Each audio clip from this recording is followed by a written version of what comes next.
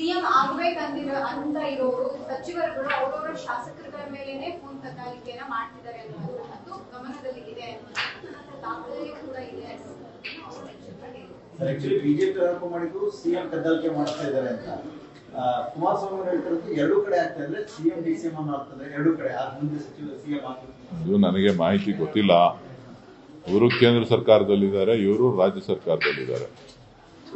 ಇಬ್ರು ಅದಕ್ಕೆ ಅವರು ಆಡಳಿತದಲ್ಲಿ ನಡೆಸ್ತಾ ಇರ್ತಕ್ಕಂಥವ್ರು ಉತ್ತರ ಕೊಡ್ತಾರೆ. ನಾವು ಸಾಮಾನ್ಯ ಕಾರ್ಯಕರ್ತರು, ಅದ್ರ ಬಗ್ಗೆ ನಮಗೆ ಮಾಹಿತಿ ಇರಲ್ಲ.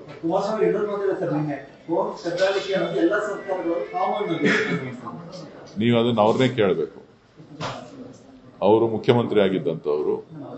ಸೊ ಹಾಗಾಗಿ ಅವರಿಗೆ ಎಲ್ಲ ವಿಚಾರಗಳು ಗೊತ್ತಿರುತ್ತೆ. ಸೊ ನೀವು ಅವ್ರನ್ನ ಕೇಳಿದ್ರೆ ಅದಕ್ಕೆ ಉತ್ತರ ಸಿಗುತ್ತೆ.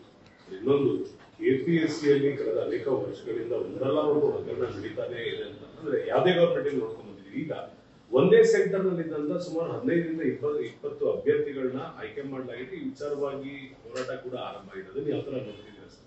ಅಲ್ಲ, ಅದು ಗಂಭೀರವಾದಂಥ ವಿಚಾರ.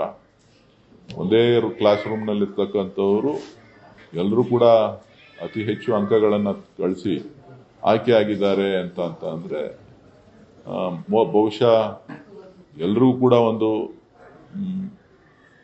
ಅಪನಂಬಿಕೆ ಬರಲಿಕ್ಕೆ ಪ್ರಾರಂಭ ಆಗ್ತದೆ. ಎಲ್ಲೋ ಒಂದು ಕಡೆ ಮಾಲ್ ಪ್ರಾಕ್ಟೀಸ್ ಆಗಿರ್ಬೋದಾ ಅನ್ನೋದು ಇರ್ಬೋದು.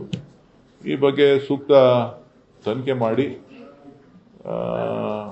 ನೊಂದಂಥ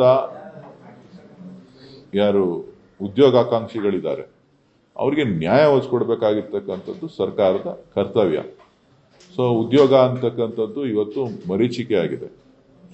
ಸೊ ಇಂಥ ಸಂದರ್ಭದಲ್ಲಿ ಈ ಥರದ ನಡವಳಿಕೆಗಳೇನಾದ್ರೂ ಆರೋಪಗಳು ಬಂದು ಈ ಥರ ಪ್ರೂವ್ ಆಯಿತು ಅಂತ ಅಂದರೆ ಅದು ಪಾಪ ಯುವಕರ ಮೇಲೆ ಬಹಳಷ್ಟು ಪರಿಣಾಮಗಳನ್ನು ಬೀರ್ತದೆ. ಇದನ್ನು ಗಂಭೀರವಾಗಿ ಪರಿಗಣಿಸಿ ಆದಷ್ಟು ಬೇಗ ಅದಕ್ಕೆ ಸೂಕ್ತವಾದಂಥ ಮಾಹಿತಿಯನ್ನು ರಾಜ್ಯದ ಯುವಕರಿಗೆ ನೀಡಬೇಕು. ಇದು ಹಾಲು ಜೇನು ಸರ್ ಶುರುವಾಗಿ ಸರ್ ಮುಖ್ಯಮಂತ್ರಿಗಳು ಹೇಳಿದೆ ಸರ್, ನಾನು ಡಿ ಕೆ ಶಿವಕುಮಾರ್ ಹಾಲು ಜೇನು ಅಂತ ಸಂಬಂಧ ತಮಗೆ ಸ್ವಲ್ಪ ಹಾಲು ಜಾಸ್ತಿ ಪರಿಚಯ ಇರೋದ್ರಿಂದ ಸರ್ ಹಾಲು ಜೇನು ಬೇವು ಬೆಲ್ಲನೋ ಏನು ಗೊತ್ತಾಗ್ತಾ ಇಲ್ಲ ಸರ್ ನಮಗಂತೂ. ಹಾಲು ಬೇಕು ಅಂತ ಅಂದರೆ ಡೈರಿ ಸರ್ಕಲ್ಗೆ ಬನ್ನಿ ಕೊಡ್ತೀನಿ. ಮೈಸೂರು ಪಾಕ್ ಬೇಕು ಅಂತ ಅಂದರೆ ಬನ್ನಿ ತಿನ್ನಿಸ್ತೀನಿ. ಫ್ರೆಶ್ ಕೋವಾ ಮಾಡ್ತೀವಿ, ಕೋವಾನು ಕೊಡ್ತೀನಿ. ಜೇನ್ ಬಗ್ಗೆ ನನಗೆ ಗೊತ್ತಿಲ್ಲ. ಜೇನ್ ಬಂದು ಆ ಕಡೆ ಮಡಿಕೇರಿ ಕಡೆ ಎಲ್ಲ ಸ್ವಲ್ಪ, ಮೈಸೂರು ಮಡಿಕೇರಿ ಕಡೆ ಚಾಮರಾಜನಗರ ಕಡೆ ಜಾಸ್ತಿ. ಸೊ ನೀನು ನಮ್ಗೆ ಅದ್ರ ಬಗ್ಗೆ ಮಾಹಿತಿ ಇಲ್ಲ. ನಮ್ಮಲ್ಲೂ ಇರ್ತದೆ, ಅಷ್ಟು ಮಾರಾಟ ಮಾಡೋಷ್ಟು ಇರೋದಿಲ್ಲ. ನೋಡ್ರಿ, ಮುಖ್ಯಮಂತ್ರಿಗಳು ಉಪಮುಖ್ಯಮಂತ್ರಿಗಳು ಯಾವಾಗಲೂ ಜೊತೆನಲ್ಲೇ ಕೆಲಸ ಮಾಡ್ತಾ ಇದ್ದಾರೆ. ಸೊ ಯಾವತ್ತೂ ಕೂಡ ಪಕ್ಷ ಹೋರಾಟ ಅಧಿಕಾರಕ್ಕೆ ತರೋದಿನಿಂದ ಹಿಡಿದು ವಿರೋಧ ಪಕ್ಷದಲ್ಲಿದ್ದಾಗಿಂದ ಹಿಡಿದು ಇವತ್ತಿನವರೆಗೂ ಕೂಡ ಒಟ್ಟಾಗಿ ಕೆಲಸ ಮಾಡ್ಕೊಂಡು ಬಂದಿದ್ದಾರೆ. ಮುಂದೆನೂ ಕೂಡ ಒಟ್ಟಾಗಿರ್ತೇವೆ ಅಂತಕ್ಕಂಥ ಮಾತನ್ನು ಹೇಳಿದ್ದಾರೆ. ಸೊ ಉಳಿದಂಥ ವಿಚಾರಗಳನ್ನು ಪಕ್ಷದ ಹೈಕಮಾಂಡ್ ಗಮನಿಸ್ತದೆ.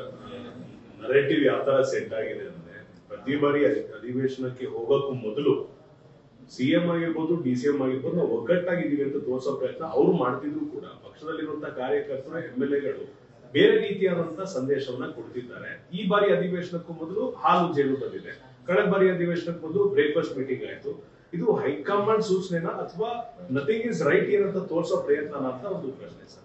ನನಗೆ ಅದ್ರ ಬಗ್ಗೆ ಮಾಹಿತಿ ಇಲ್ಲ, ತಿಳುವಳಿಕೆನೂ ಇಲ್ಲ, ಅಷ್ಟು ರಾಜಕಾರಣನೂ ನನಗೆ ಗೊತ್ತಾಗೋದಿಲ್ಲ. ನೀವು ವಿಶ್ಲೇಷಣೆ ವ್ಯಾಖ್ಯಾನ ಮಾಡೋದಕ್ಕೆ ಹೇಳಿದ್ದಾರೆ ಅಂತ ಕಾಣಿಸುತ್ತೆ. ಅದಕ್ಕೆ ನೀವೇನು ಬೇಕೋ ಮಾಡಿ. ಅಲ್ಲ, ಕರೆಕ್ಟು. ಈಗ ನಾವು ಚೆನ್ನಾಗಿಲ್ಲ ಅಂತ ನಾವೇನು ಹೇಳಲಿಲ್ಲ, ಗೊತ್ತಾಯ್ತಲ್ಲ. ನಾವು ಒಂದು ಪಕ್ಷದಲ್ಲಿದ್ದೇವೆ. ಒಂದು ಪಕ್ಷದಲ್ಲಿದ್ದಂಥ ಸಂದರ್ಭದಲ್ಲಿ ಪಕ್ಷದ ಸಿದ್ಧಾಂತ, ನಾಯಕತ್ವ ಎಲ್ಲದಕ್ಕೂ ಗೌರವ ಕೊಡಬೇಕಾಗ್ತದೆ. ಆ ಗೌರವವನ್ನು ಕೊಡ್ತಾ ಇದ್ದಾರೆ. Thank you.